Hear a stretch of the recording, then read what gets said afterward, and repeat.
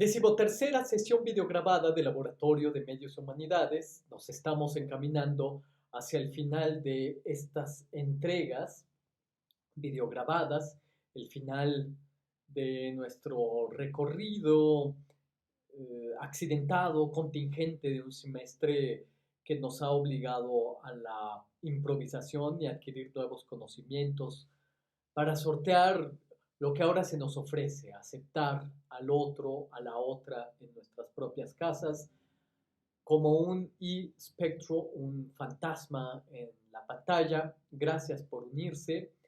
Esta sesión ya casi postrera de nuestro curso estará dedicada a Jules Michelet, el gran historiador romántico francés.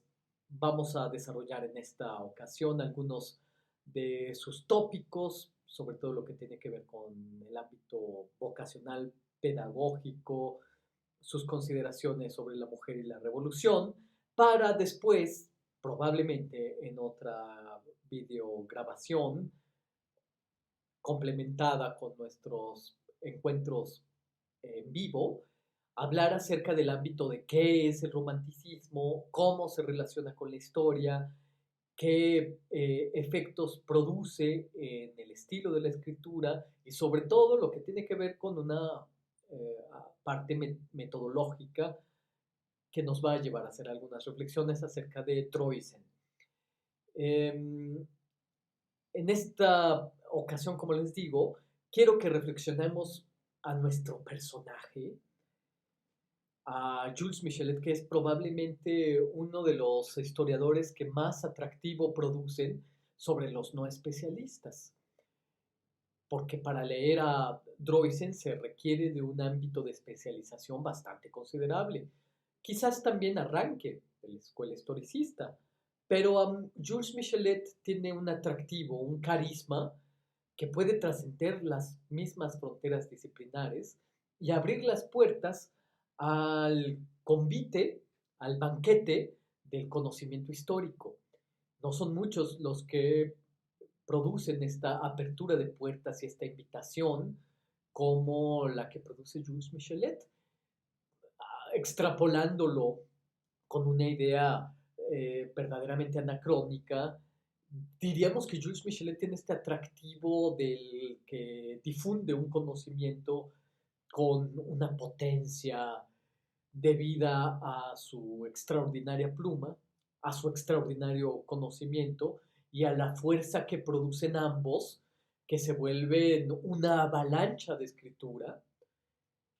Y desde luego esto ofrece para nosotros, para nuestras búsquedas de la escritura de ensayos radiofónicos con temas históricos, mucho atractivo.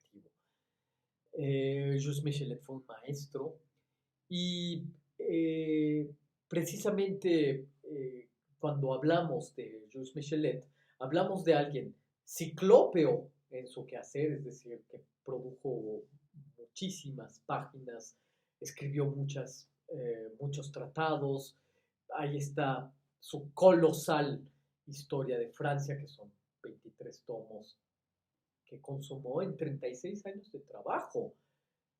Su historia abarca 20 siglos y la publicó en 1869 y el suyo fue un legado enorme, yo diría inabarcable.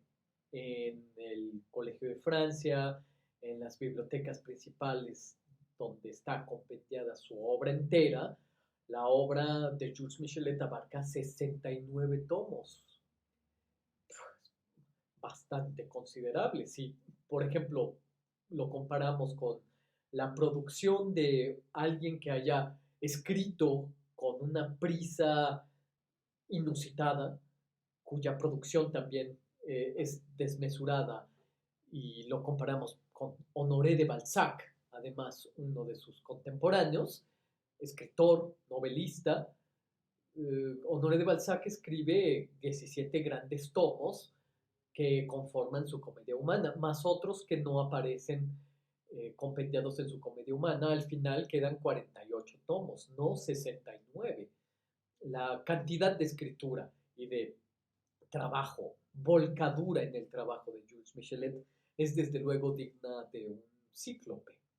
Eh, Poseía desde luego una disciplina monástica, estaba entregado en cuerpo y en alma a la furia del trabajo y a los 44 años, es decir, un jovenazo, yo tengo 40, por lo tanto sé de lo que hablo, de lo que hablo cuando les hablo de juventud.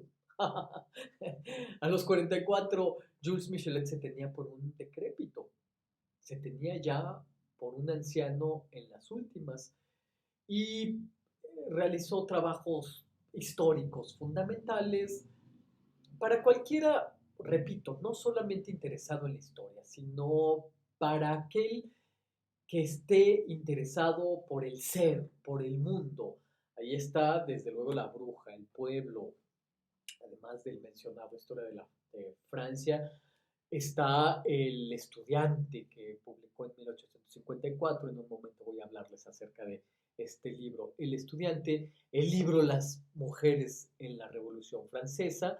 De modo, es un libro, por supuesto, que hace las veces de las semillas de una teoría feminista. Por eso no es curioso que el feminismo de nuestros tiempos reconozca en Jules Michelet a una voz sensible y solidaria con sus causas. Eh, para conocer mejor a nuestro personaje, hay que decir, siguiendo a Roland Barthes, que escribe un extraordinario texto sobre Michelet, que Michelet era, como Voltaire, anticlerical. Era deísta como Rousseau. Es decir, digo, si existe Dios, pensemos que su arbitrio debe ser racional. Y pensaba que el pueblo era infalible. Los enemigos del pueblo, según Georges Michelet, no son otros que el sacerdote y el oro. De modo que estas animadversiones, estas enemistades, también estaban incorporados a su quehacer. Georges Michelet murió pobre y murió desinteresado en el dinero, entregado a sus investigaciones históricas.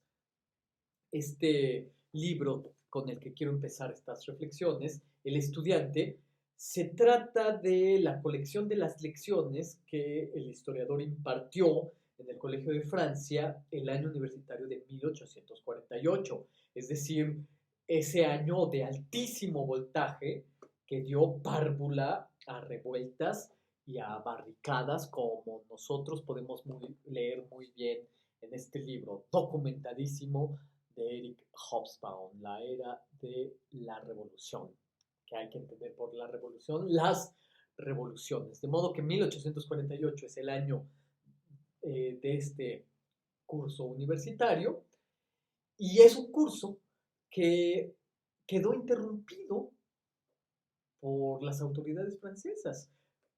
Tanta era la respuesta combativa de Georges Michelet, tanto era el espíritu combativo que imprimía Michelet en sus estudiantes, que ese curso tuvo que ser interrumpido por las autoridades. El estudiante son las clases de Jules Michelet, clases iluminadas. En esas clases iluminadas, Jules Michelet decía cosas como: no tendrás jamás en este mundo, si no modificas al mundo, otra cosa más que sombras del amor. Es decir, hay una invitación a la transformación revolucionaria. De hecho, uno puede reconocer en las páginas revolucionarias que instigaban a los alumnos a la acción, uno puede reconocer las posteriores páginas de Herbert Marcuse en el siglo XX, en las revueltas estudiantiles de los años 60, pues la semilla de esta instigación a la actividad en los estudiantes de Herbert Marcuse se halla, desde luego, en las lecciones combativas e iluminadas de Jules Michelet.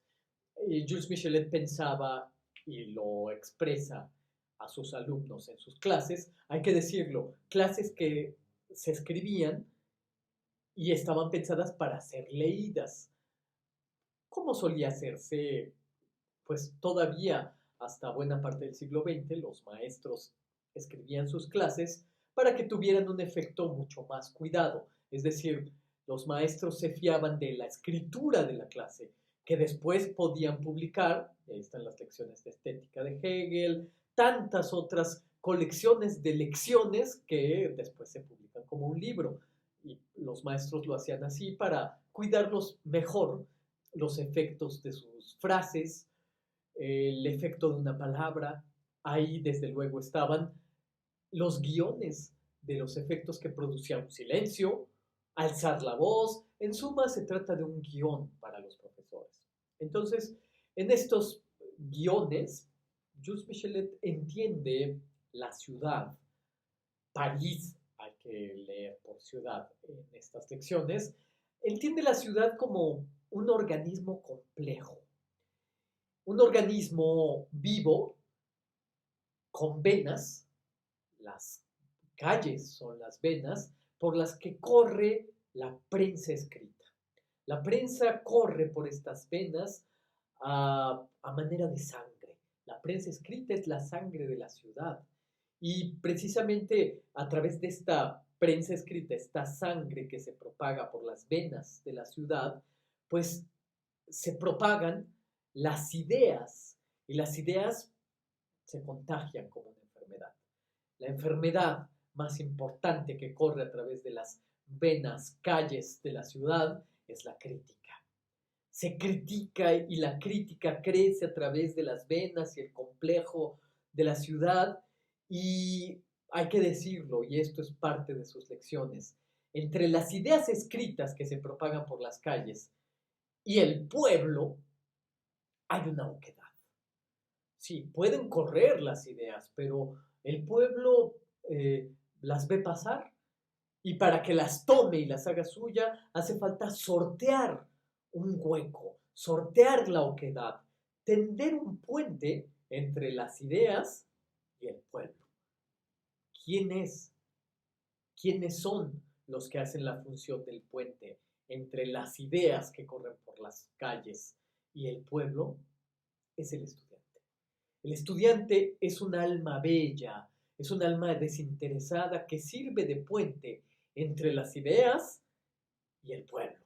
El estudiante tiene, según Jules Michelet, y lo decía una y otra vez a sus estudiantes en estas clases preciosas, el estudiante tiene la función de convertirse en un mediador social. El estudiante es el único capaz de sortear el espacio, la oquedad entre las ideas y el pueblo. Esta me parece una hermosa idea. Esto ofrece para nosotros, que estamos interesados en la diferencia entre la difusión, la divulgación, la mediación, la propagación de nuestros conocimientos a través de las ondas hertzianas, de los podcasts. El estudiante precisamente es el único ser social capaz de crear el puente entre las ideas y el pueblo. ¿Se dan cuenta de eso? Es el único, el estudiante. El estudiante es el único ser con fraternidad vinculante. Marcuse en el siglo XX va a pensar en términos semejantes. La semilla es, desde luego, Jules Michelet. El mediador es el estudiante. Pero hay otra cosa que me parece muy interesante de este libro, de estas lecciones, de este compendio de lecciones. Una, el estudiante como mediador social, el puente entre las ideas y el pueblo. La idea, otra que aparece en estas lecciones y que repetía una y otra vez con fuerza pedagógica Jules Michelet, es que la juventud es en sí misma una clase social. ¿Se dan cuenta? La juventud es en sí misma un proletariado, algo que todos nosotros hemos sentido en carne propia. Leer,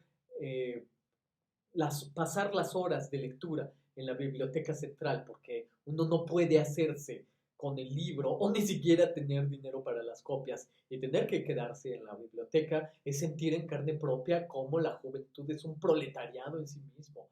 El estudiante es un asalariado paupérrimo.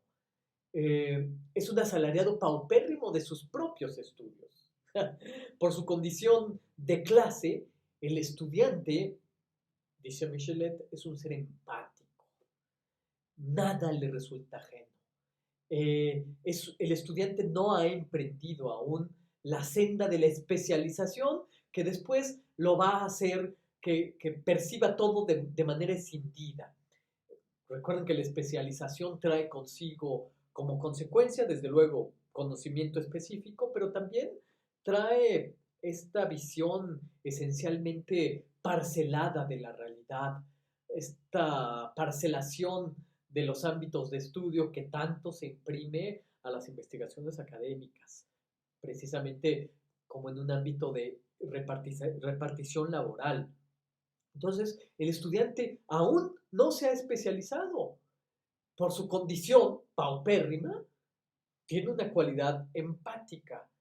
Es una clase social en sí misma. Esto me parece también una albricia, una idea muy novedosa y muy hermosa del estudiantado como una clase social en sí mismo.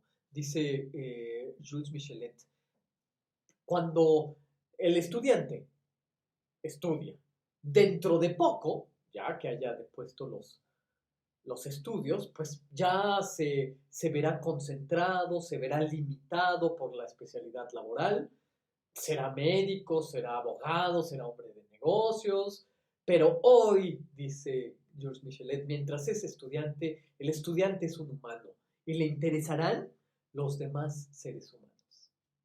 Qué bello, cualidad empática en una clase social, el estudiantado. Y pues a mí me parece una idea granada que he tratado de emular en mis propios cursos, en mi propia actividad como académico, como pedagogo, como docente.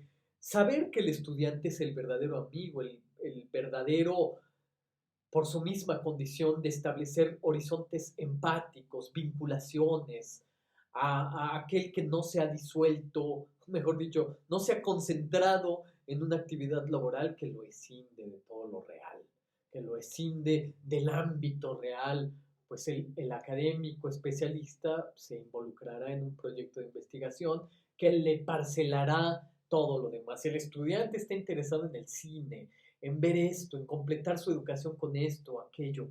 Ese es el estado, pienso yo, más bello y efervescente del ser humano. Y pues en la medida de lo posible, la sabiduría conserva este estado de empatía radical que tiene el estudiante. El sabio que lo sea verdaderamente tendrá que ser un estudiante sempiterno. Claro, cada vez más profundo, con cada vez más capacidad de comparación, con cada vez más puntos críticos, más puntos de interrelación. Jules Michelet puede ver esta capacidad en el estudiante. El maestro debe poder ver siempre al estudiante como su amigo, el único en realidad que posee. Todo lo demás serán logros académicos sin importancia. Comprender, pienso yo, esta relación amistosa, esta relación vinculante entre el maestro y el estudiante, es precisamente estar a la altura de las circunstancias históricas que le exigimos a la educación. Jules Michelet, 1848, 7 de enero, dice en una frase, en una lección: aunque me falten adelante la inspiración o la crítica, ustedes me seguirán leyendo, señores estudiantes, por un recuerdo indulgente de las horas que hemos pasado juntos y por la estrecha comunidad de pensamiento en la que volveremos a encontrarnos siempre en los caminos de la libertad. Ay, díganme ustedes si no se les hizo chinita la piel comunidad de pensamiento en la que volveremos a encontrarnos en los caminos de la libertad. Volveré a decirlo. Comunidad de pensamiento en la que volveremos a encontrarnos en los caminos de la libertad. Estamos haciendo una comunidad aquí, ahora, a través del espectro, a través de la fantasmagoría de la pantalla. Pero esta comunidad nos llevará a pensarnos en lo futuro y nos encontraremos en los caminos de la libertad. Idea granada de Jules Michelet, el estudiante. Segundo, la mujer. La mujer aparece constantemente en sus reflexiones. Ya lo he dicho, el feminismo de nuestros días encuentra en Jules Michelet a una voz resonante, a una voz consciente de lo que habrá de venir, de la lucha que habrá de venir. Y el heroísmo de la mujer es un aspecto del que hablaré con mayor profundidad en nuestra sesión en vivo, cuando podamos vernos en el mosaico del Zoom, pero en esta ocasión quiero desarrollar algunos puntos. En la historia de Francia, el Renacimiento francés tiene una maternidad. Y esta maternidad, lo he dicho sobre todo cuando hablé de Rabelais y cuando hablé de la corte de Francisco I, es la maternidad de Margarita de Navarra. Margarita de Navarra es precisamente la madre del Renacimiento francés, inaugura con su protección, bajo sus auspicios, la literatura, el arte, la profundidad, la ironía, la inteligencia, siempre en contra de un dogma, siempre buscando la libertad, el libre pensamiento, la crítica formulada a través del humanismo y de lo más radical que poseemos, la cultura. Jules Michelet determina la maternidad del Renacimiento francés en Margarita de Navarra, hermano de Francisco I, hija de Luisa de Saboya, que es, como he comentado en otros espacios videograbados, quien logra la célebre paz de las damas, que es la que trae la tregua entre Carlos V, emperador del Sacro Imperio Romano Germánico, y Francisco I, rey de Francia. Pero la imaginación femenina y el heroísmo femenino aparece en muchas páginas de Jules Michelet, considerada la imaginación femenina como la parcela de lo real, la parcela que inventa los mitos, que inventa las leyendas, la mujer que es poseedora natural de la sabiduría médica, puesto que la medicina es femenina, la pedagogía es femenina y sobre todo es femenina la revolución. La revolución es femenina o no es. Y ese es un grito, el micheletiano, que en ese momento toma las veces de la mujer, es un grito del que ahora pues podemos escuchar los ecos en los pasillos de la Facultad de Filosofía y Letras, los ecos que se escuchan por las calles, es el grito de la mujer, grito de nuestras preparatorias, grito de nuestra universidad, los gritos que son pinta en consigna, pues precisamente Jules Michelet pensó en esos términos del grito y la consigna. Ese grito que se queda oyendo en los pasillos de la Facultad de Filosofía y Letras o por los recovecos del metro de la Ciudad de México, pues es una idea que con mucha sensibilidad y conocimiento pudo dibujar, darnos el contorno Jules Michelet en sus libros. Precisamente lo femenino es omega de la historia, según apreciación de Jules Michelet. Las mujeres son la marcha de la historia. La sabiduría afilada de la mujer estriba, lo desarrolla Jules Michelet en su maternidad, en la propagación de la cultura oral, de la leyenda, de la medicina. Ah, el historiador Jules Michelet dedica su libro Las mujeres de la revolución precisamente a las mujeres, a las madres, a las hijas, y dice literalmente, pon delante de tus ojos la historia heroica de nuestras madres. Pon de frente, dice, el heroísmo de la inmensa llama del amor, pasión fecunda de sobrehumana maternidad. La madre es la primera infiltradora del pensamiento a través de la educación, es la formadora del corazón del hijo, que, cito, alberga dos rasgos brillantes, la humanidad y la maternidad.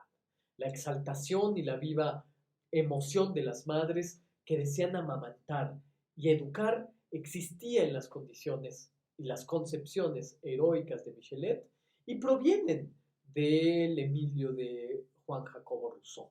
Hay un factor de maternidad en la educación y el factor educativo en el Emilio de Rousseau comienza en el ámbito maternal. Es ella la dadora de la leyenda, de la cualidad oral, del entendimiento, de la escucha, de la resonancia, del calor, de la empatía, de lo simpatético. En fin, condiciones todas ellas románticas de las que les hablaré en la próxima sesión en vivo, porque voy a profundizar acerca de las concepciones románticas de lo simpático, lo heroico, lo antiheroico también, y sobre todo el ámbito de la mujer en la literatura y todas estas ramificaciones de la mujer sin piedad y tantos otros argumentos que se exploraron en la literatura y de la que, desde luego, la bruja es una consecuencia, un espíritu de los tiempos que determina la investigación, porque la bruja, pues también había una atmósfera que, una atmósfera cultural que hacía atractivos todos estos temas. En este libro, Las mujeres de la revolución, Jules Michelet cuenta un episodio que ocurrió solo unos cuantos años antes del estallido de la Revolución Francesa y que él llamó el heroísmo de la piedad. Heroísmo de la piedad que es, desde luego, femenino. La historia cuenta que Latude era el prisionero más antiguo de la Bastilla y Latude había sido confinado a un calabozo pues por un estúpido pretexto. Latude había sido acusado a través de una carta anónima y esta carta lo inculpaba y esta carta anónima bastó para, como prueba, para recluirlo y olvidarlo sin más en un calabozo. Recluirlo y mantenerlo ahí olvidado sin apelar a ninguna instancia. Latude dice literalmente Jules Michelet, lo cito, dormía en una mazmorra y era comido por la miseria. En su desesperación, Latude escribió una carta, pidió papel, pidió tinta, que dirigió a un filántropo, estaba buscando su piedad. Latude entregó esta carta a un carcelero que estaba ebrio y en su ebriedad este carcelero pierde la carta y esta carta va a dar por casualidad a las manos de una mujer obrera, Madame Legros. Madame Legros, cuenta Jules Michelet, leyó la carta, tiernamente y se compadeció del desgraciado. Y Madame Legros comenzó a trabajar por el cautivo y se dedicó con una obstinación heroica en sus escasos tiempos libres, porque era hilandera de una fábrica para pedir por este sujeto que era menos un humano que una sombra, era menos un humano que un cadáver, cito, devorado por la polilla y devorado por la miseria. Madame Legros, con su piedad, se arroja y apela primero a la policía. Luego va de puerta en puerta pidiendo por este prisionero ahí, olvidado injustamente. Pasa por cámaras reales de Versalles, ve a María Antonieta, se entrevista, eh, se entrevista con ella, se entrevista con grandes duques, con cardenales, con condes. En suma, se entrevista con los grandes de Francia, apelando por, imaginen, un sujeto que no ha visto, por un sujeto que no ha conocido. Y por una casualidad lo conoce a través de una carta. Esta carta que llegó como por azar a sus piadosas manos. En 1784, Madame Legros logra arrancar de Luis XVI el decreto de la liberación de Latius. Imagínense. Ese es uno de los episodios que Jules Michelet llama el heroísmo de la piedad. Está narrado en su Mujeres de la Revolución. Fíjense cómo esto acarrea aspectos interesantes, sobre todo en el ámbito de la historia de la cultura, porque la historia de Madame Legros trascendió y desde luego después esta anécdota fue a dar a las páginas de Mujeres de la Revolución, pero esta historia llegó, fíjense la paradoja que voy a decir, a los oídos de Ludwig van Beethoven.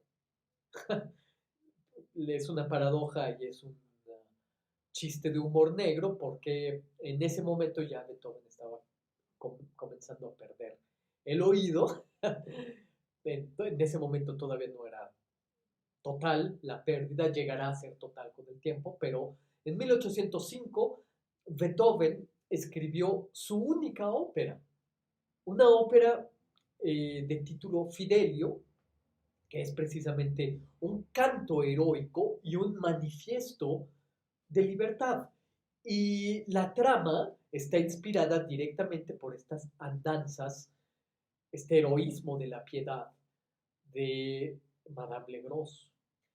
En 1805 ya Ludwig van Beethoven había sentido la completa decepción porque Napoleón, que había sido su héroe, a él está dedicada la tercera sinfonía, después podemos profundizar sobre ello, se decepcionó mucho en el momento en que Napoleón se deshace de los ideales de la revolución y se determina a través de un acto unipersonal emperador de Francia, pues se decepciona mucho de esta figura que había encomiado y vuelca sus apreciaciones del heroísmo hacia el heroísmo de lo femenino.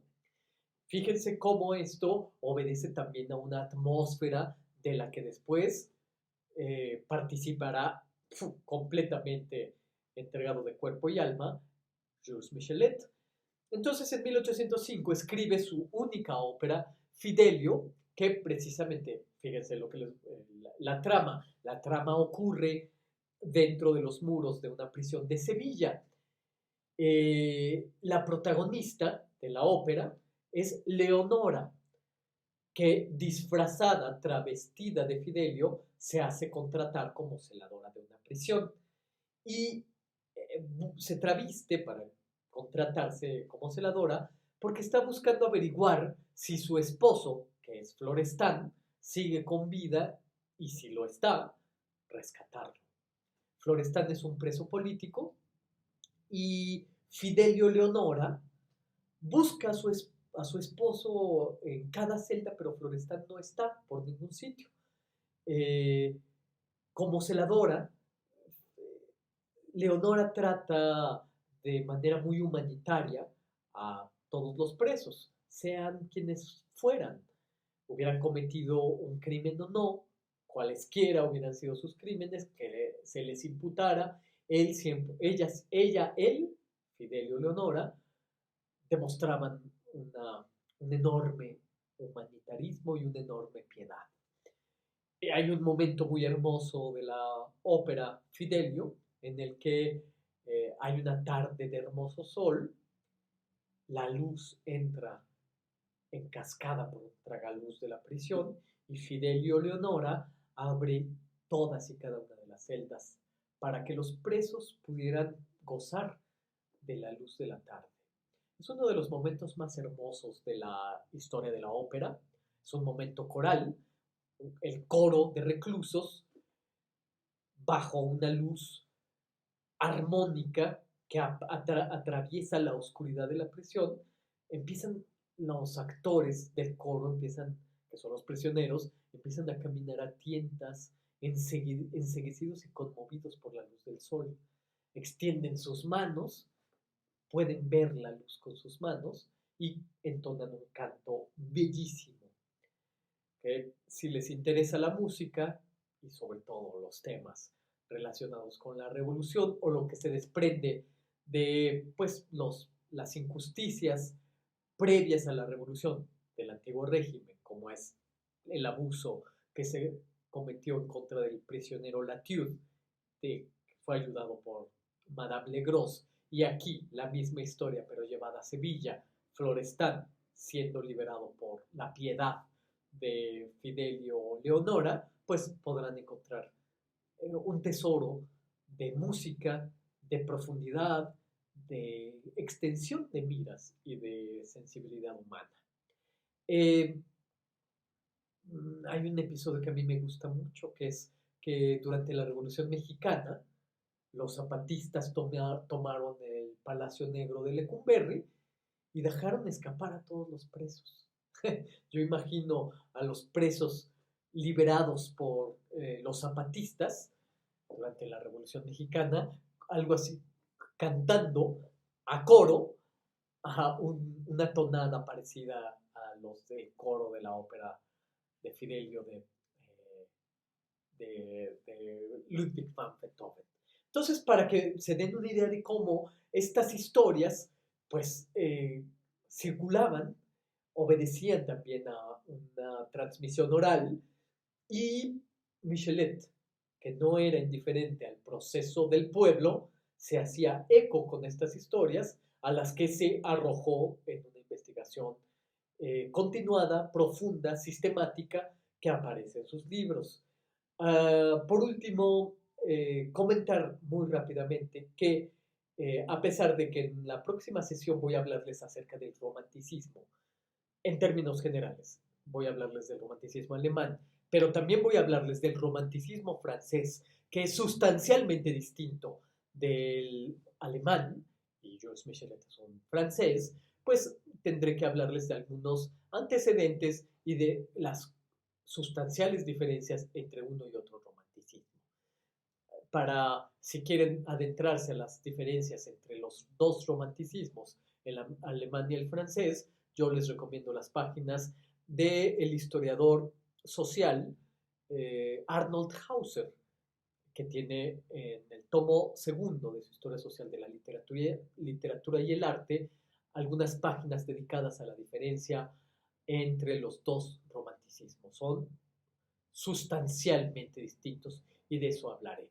Pero a despecho de que les hablaré de eso, les explicaré los contextos, les explicaré el ámbito del romanticismo en la historia francesa y en la literatura francesa, hay que decir que en las décadas de escritura de Jules Michelet, pues tenía un contrapeso hermosísimo, complementario, yo no diría antagónico, más bien diría complementario, en las páginas luminosas, claras, de una metodología clásica, de una retícula preciosa, de un pensamiento metodológico y metódico sumamente considerable, que es Alexis de Tocqueville.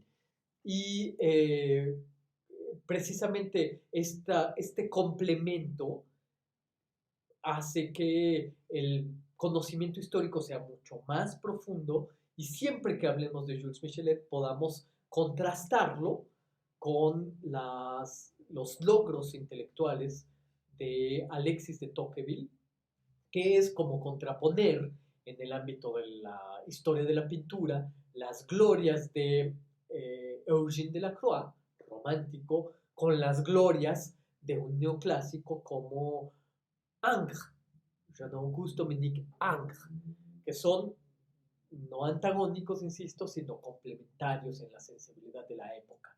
Lo mismo podemos decir precisamente de Jules Michelet en complemento con esta visión mucho más clásica, clasicista de Alexis de Tocqueville. El romanticismo francés tiene digamos, un punto de partida que es las memorias de ultratumba de Chateaubriand. Y Chateaubriand fue, de hecho, un pariente cercano de Alexis de Tocqueville. Ambos se leían mutuamente páginas, uno de sus memorias, el otro de sus investigaciones. Los dos fueron entusiastas del federalismo, tenían una enorme admiración por Estados Unidos, aunque también formularon muchas críticas al proyecto democrático. Los dos nobles supieron comprender que la transformación de la revolución, que trajo consigo la revolución, fue muchas veces el eliminar una casta, la casta del antiguo régimen, el aristocratismo, y solamente el aristocratismo queda como un aristocratismo espiritual. Y pues ambos, Tocqueville y Chateaubriand, pues lo pudieron llevar con una altura de miras verdaderamente considerables, pero siempre que hablemos de romanticismo francés hay que hablar como piedra de toque, como origen a las memorias de ultratumba de Chateaubriand, de las que después este clasicismo, esta melancolía de la aristocracia que vuelve los ojos atrás y se da cuenta de que lo que ha ocurrido es la supresión de una casta, pues comienza con esta sensibilidad nostálgica tan característica del romanticismo francés. Insisto, sustancialmente distinta del romanticismo alemán. Ya les voy a hablar acerca de esto, pero siempre hay que pensar en términos complementarios, no antagónicos, a Jules Michelet y a Alexis de Tocqueville. Eh, sean felices, reciban un saludo y nos vemos muy pronto para hacer pues ya las reflexiones eh, que están ya dentro de las postrimerías de nuestro curso, el año difícil de 2020.